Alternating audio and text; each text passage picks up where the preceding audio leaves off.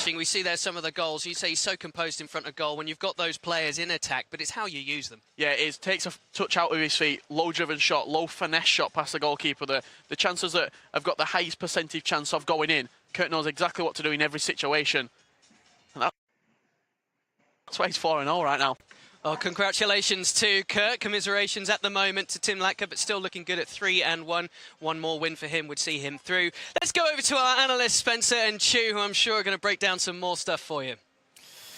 Yes, guys, thank you very much. What a game there between Kurt and Tim Latka. That's obviously a game between two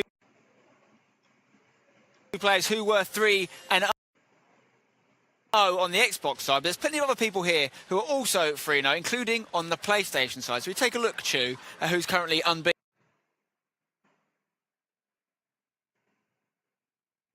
on the PlayStation.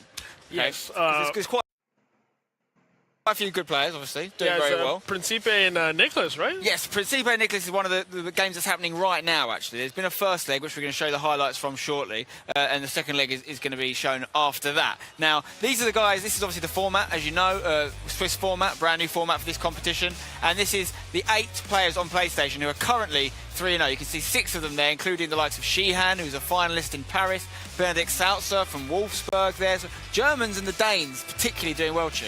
It's exactly. I know the Danish players have like a mob of their like friends and family, I guess, just making a lot of noise. So that might be really helpful for them because they got their whole crew with them. Denmark, definitely one of the nations to watch here. And also on that PlayStation side is Nicholas and is Principe. Okay, Principe has been talked a little bit about so far today. He was a winner, of course, of a regional last year. Yes. One of the names to watch. He had his highs, he had his lows. Putting a decent showing towards the end of the season again. Do you think he's someone that could go far in this tournament? Well, he's very unpredictable. I mean, he always plays well, but like you saw last year, FIFA 17, you know, he won a regional championship, and then the next tournament,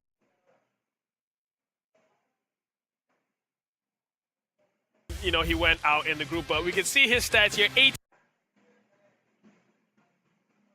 18 goals for, 10 against, and that 4.5 goal ratio. It's a solid ratio there, and we're actually going to look at the highlights from his first leg against Nicholas. Nicholas as well, someone maybe that's gone under the radar a little bit, but clearly doing well. I mean, under the radar, but the pros know about Nicholas. He is deadly. He's probably one of the scariest opponents that the pros talk about. None of them want to play him. I mean, Principe stepping up and playing him right now, but he is definitely known amongst the pro scene. Maybe not internationally, but the pros fear him. Okay, well, let's take a look at those highlights between Principe and Nicholas from the first leg here. So it's a good start for Principe, right, Chu? Exactly, and the thing about Principe is he just goes and chooses the players that he's comfortable with. I mean, this guy's bringing on 87 Son, 84 Lozano, and also Alessandrini, household names from people who play weekend league and, you know, don't have that many coins to spend. So a man of the people, Principe, he's using them against the biggest, the best team of the year players, icons in the game. And he's a big fan of that low-driven shot, but you're going to see it used against him here. It's a bit of a comeback from Nicholas, who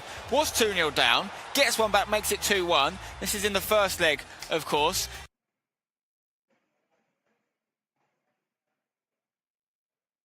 And it wasn't finished there. There was one more goal in this first leg after Principe gives the ball away to Rio Ferdinand, who's getting far up the pitch, finds Vieira, into Ronaldo with a very simple finish. So the first leg did finish 2-2, a Desmond, some people call it. Oh, that's do you like that one? Oh, yeah, there you go. This guy's good. This Desmond guy's good. 2-2. So it was 2-2 between those guys in the first leg. We're going to... what's that? Wait, what is that? Jimmy's... Jimmy, is there something you want to like tell us, or what's going on? Yeah, you guys are having a great conversation. I didn't want to be left out, and I got this cool music thing. You guys you hear that? You got that? Typical Jimmy. It's gonna be haunting your dreams, you two. Anyway, I wanted to bring up, since you guys were talking about Principe, I wanted to say that he has two sides to him, because he won the regional in Madrid. He got first, and he came out of nowhere to do it. And then when he went to Berlin for the grand final, he crashed out early. He was one of the big shock guys that just didn't perform. So I'm curious as to what Principe we're going to see in this one. It looks like right now, since he's 3-0 and doing well, that he's going to be the version from Madrid. But I just didn't want you guys to forget that. I'm here for you. Okay. All right. Thanks, Jimmy. That was really, Jimmy really supports useful. us, man. I love that guy. I think he's enjoying having that button. Is that right? That's enough, Jimmy. No, That's enough. okay. Hey, you're not a DJ, dude. Come on. Really? Right, so he set the scene up nicely, doesn't it? It's 2-2 in that first leg between Principe and Nicholas. What will happen in the second leg? Who will get that vital fourth win, which will book them a place in the knockout round? Let's pass it over to our casters now, Richard and Ross. They're just up there, guys. You can see them. They're just up there. I've moved Richard. Richard's he's on holiday. No, he'll be back. Wonderful to have Brandon with me. Hey, Brandon. Superb job so far, mate. Really enjoying all of the coverage. I hope you're enjoying it at home or wherever you're streaming us across all of EA's socials channels. We're going to get into the second leg of this fourth round game. As the guys were saying, Principe on the cusp as well against Nicholas. And we're taking a look here at their records as we see coming in. This is the second game, the second leg of this fourth round. And who is going to win that fourth round spot? No, most definitely. These players you need to watch out for because they're very dangerous. And especially at this level of FIFA. I was watching from the sidelines, Ross, that game with Tim Latka and Kurt. It was so tight, wasn't it? It had to go to extra time to decide those two. Yeah, we've just been blessed so far with a couple of really key games that have just stressed the players a little bit. Do you know what I mean? We're talking about the psychology of what it means to lose your first game, obviously what it means to book your place with a 4-0 record and maybe go on and sweep the board, as it were, in the Swiss format, win all of your matches, be the one to be considered. But it does have a psychological element as well as you approach those next games and what it means in the knockout stage, as well as other players fearing you or perhaps relishing getting a hold of you. As we see the action into Ronaldo here and a deflection on his shot. Nicholas defending. Especially as well when you're coming into that fourth round, say you've lost 2, only won 1, that next game is huge for you. You need to go and get a result. See up here with Messi looking for Ronaldo. Back to Leo Messi, and a chance on the break here for Nicholas. Across the goal he went with a little bit of pace. Van der Sar is the man in goal. I think he just went a little bit too far down the line there. I think there's an angle. A lot of guys that are watching will understand when they play the weekend league. 2 seconds before, if you could have got the shot away, that may have just nestled the bottom corner of the net, but here comes Principe now.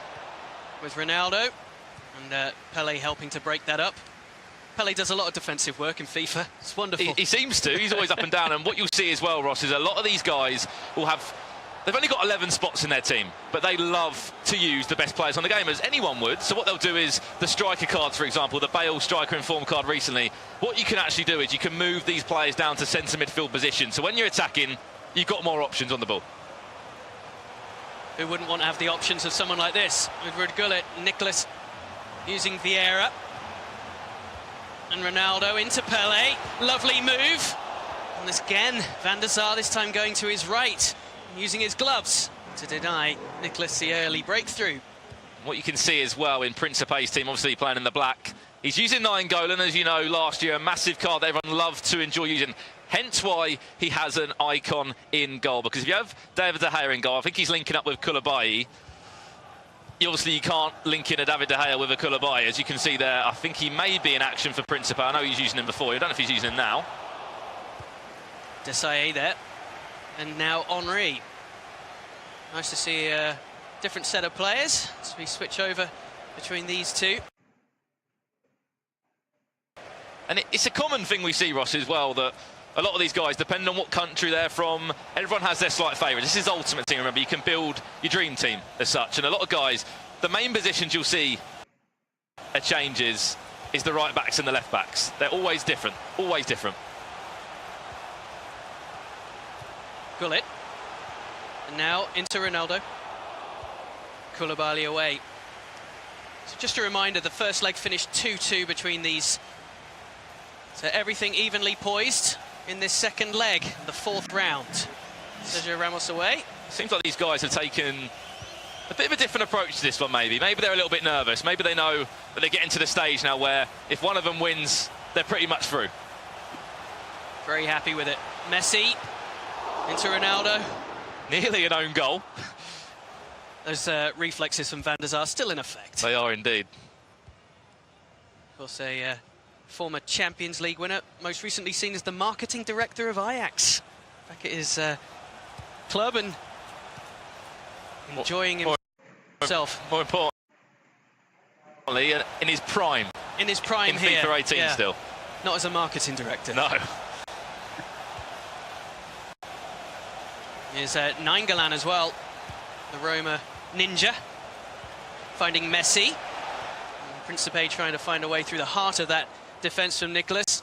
Pele comes away with it again, so versatile.